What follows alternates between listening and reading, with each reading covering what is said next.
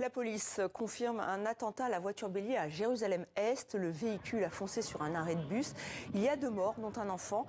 Une attaque qui survient dans un contexte très tendu au Proche-Orient. L'armée israélienne a lancé un raid en début de semaine sur Jéricho notamment.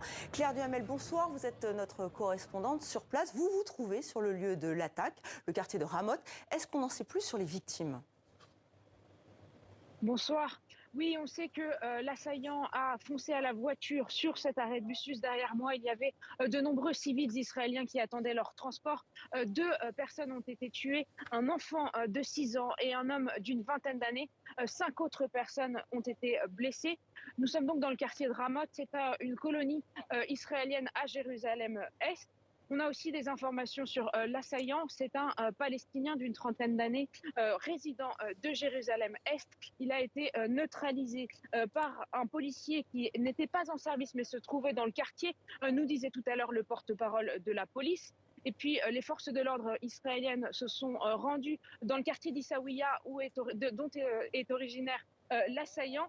Sa maison a été mise sous scellé et elle devrait être détruite dans les prochains jours. C'est ce que fait systématiquement Israël lorsqu'un attentat touche des civils.